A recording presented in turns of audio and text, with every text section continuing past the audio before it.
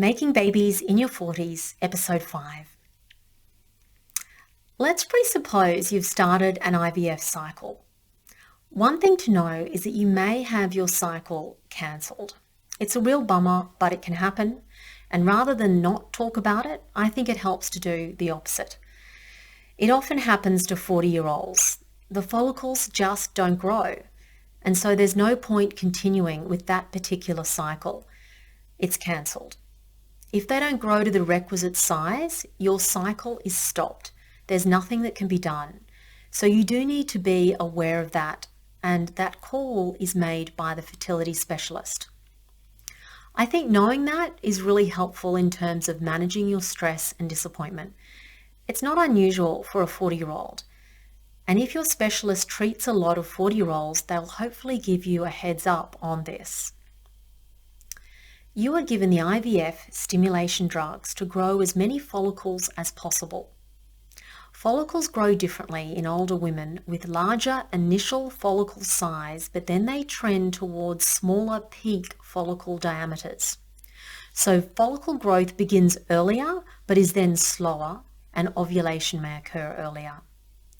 The milestone you are aiming towards for follicle growth is a certain size, 20 to 22 millimeters to be precise. So the aim is to capture the most follicles around that size. That means you will miss some. I always hated that. I would have loved it if you could have the transfers all the way along to capture all the follicles. But that can't be done because you need to trigger ovulation at a certain point with drugs to capture the most eggs. There have been studies that have found that getting eggs out of a 40-year-old suboptimal ovary sooner improves egg quality and pregnancy odds. So a patient is typically triggered when their follicles are 20 to 22 millimeters in size, but new research has shown that 40-year-old patients may benefit from early triggers at a smaller diameter, say 16 millimeters. The next milestone is retrieval day, retrieving your eggs from your ovaries. The night before your retrieval day, you'll be taking a trigger injection. It triggers ovulation. Right before ovulation, the egg inside the follicle detaches and a thin needle is inserted into the follicle to retrieve it. So you bypass the fallopian tubes altogether with IVF and you fertilize the egg outside the uterus. The timing of that is critical. Don't make the mistake I did, which was to take the trigger 15 minutes earlier simply because I had it all prepared, ready to go, and I was panicking that I would stuff it up. I think that cycle was one of the first ones I did, so I just wanted to get it all done. Now, as it happened the next day, my transfer was delayed because of an earlier complication with a patient by over an hour. I was getting really agitated. And when I went in for the retrieval, I had already ovulated.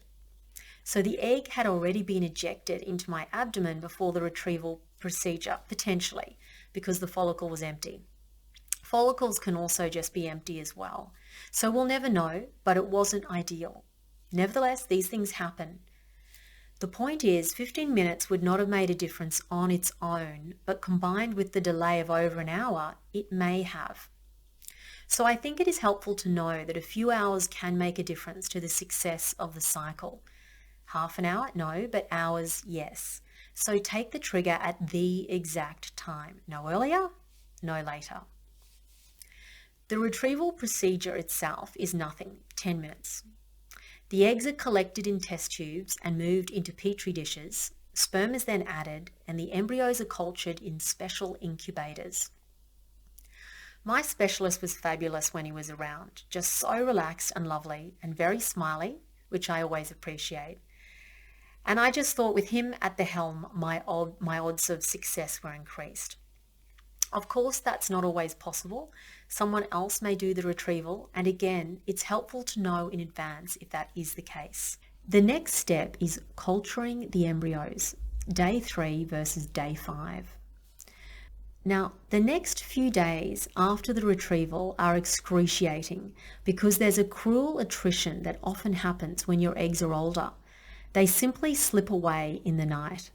Every morning the number will seem to drop, and on the 5th day you're often just hoping for one good egg. That's all it takes too, one good egg. Actually, there's a lot happening behind the scenes if you talk to embryologists. The embryos are cultured up to day 3 or day 5, and I'll come back to that shortly.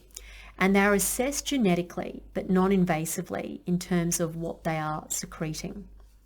Whether to do a day 3 or day 5 embryo transfer often comes up.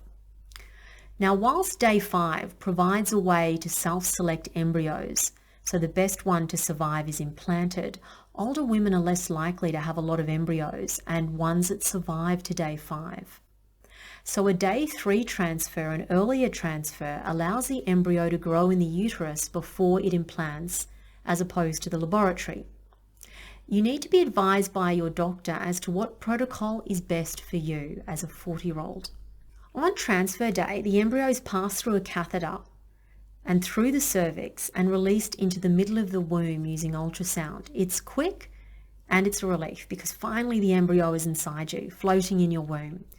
And at least for that day, you should allow yourself a teensy bit of congratulations for having got that far. Very little is known about what happens to the embryo in the uterus. It free floats for a day and then starts implanting on day 6. You can do acupuncture. I did, but I think you need to have developed already a relationship with your acupuncturist. Otherwise, you'll just be extremely nervous having someone you don't know stick needles in you. Basically, you need to relax. That's the most important thing. I remember walking home and fearing every step would jettison the embryo out of my cervix. I ran into a colleague on the street, I remember, while I was walking home ever so gingerly, and I felt that I had to remain really zen, not animated. Just do what you have to do. Also, don't make any appointment on the day of transfer. I arranged to meet a girlfriend and asked for a cup of tea. They recommended a certain tea, which I later Googled, as having the effect of causing uterine contractions. I completely stressed out about this ridiculous pot of tea. To avoid all of the angst, just do what you normally do to avoid these things happening. Thank you for watching Making Babies in Your 40s. Would love to know what you think and what you would like covered. Please leave your comments and subscribe to my channel. See you next time.